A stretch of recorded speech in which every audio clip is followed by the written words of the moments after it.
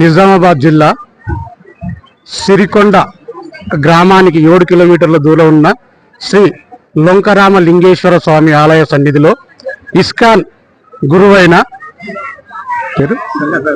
గంగాసాగర్ మనకు శ్రీమాన్ గంగాసాగర్ దాస్ మన మధ్యన ఉన్నాడు.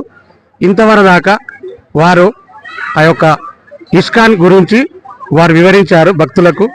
ఈరోజు మహాశివరాత్రి సందర్భంగా మనకు మహాశివరాత్రి అనగానేమి, దాని విశిష్టత ఏనేది మన గురువైన గంగాదాస్ తెలియజేస్తారు. సార్. హరే కృష్ణ. ఈరోజు పరమ పవిత్రమైనటువంటి మహాశివరాత్రి పర్వదినము. దీన్ని భక్తులు అత్యంత భక్తి శ్రద్ధలతో జరుపుకుంటారు. వారు ఉపవాసిస్తూ మరియు భగవంతుని యొక్క నామస్మరణ చేస్తూ వారి యొక్క జీవితాల్ని ధన్యం చేసుకుంటారు. శివరాత్రి అంటే పరమశివుని యొక్క జన్మదినము. లింగాకారంలో భగవంతుడు ఉద్భవిస్తాడు. మరియు ఇంకొక కథ ఏంటంటే శివ పార్వతుల యొక్క కళ్యాణోత్సవం ఈరోజు జరిగింది. దాన్ని పెద్ద ఉత్సవంగా మన దక్షిణ భారతదేశంలో విశేషంగా జరుపుకుంటారు. శివుడు మనకి త్రిమూర్తులలో విష్ణువు, బ్రహ్మ, విష్ణువు, మహేశ్వరులు.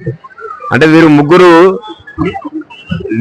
బ్రహ్మ సృష్టికర్త, విష్ణువు స్థితికర్త, పరమశివుడు లయకారకుడు అన్నమాట. సృష్టి, స్థితి, లయకారకులు ముగ్గురు.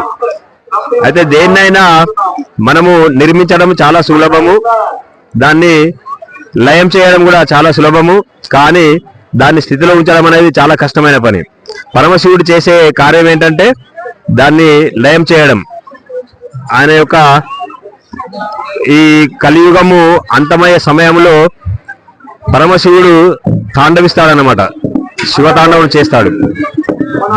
తద్వారా ఆ తాండవంలో వచ్చేటువంటి రుద్రనాట్యం ద్వారా వచ్చేటువంటి ప్రళయం ద్వారా ఈ యొక్క కలియుగము పరిసమాప్తమవుతుంది. తద్వారా ఇంకో యుగము ప్రారంభమవుతుంది. దీన్ని మరి మనము ఉపవాసం అంటే శివరాత్రి నాడు ఉపవాసం చేస్తారు చాలా మంది. ఉపవాసము అంటే ఆవాసము అంటే మనం భౌతిక అవసరాలు తగ్గించుకొని భగవంతుని పట్ల, ఆయన యొక్క భక్తి పట్ల శ్రద్ధను, విశ్వాసాన్ని పెంపొందించుకొని భగవంతునికి దగ్గరగా నివసించడం అన్నమాట. దాన్ని ఉపవాసము అంటారు. దాన్ని ఆ భక్తులు అత్యంత భక్తి శ్రద్ధలతో జరుపుకుంటారు.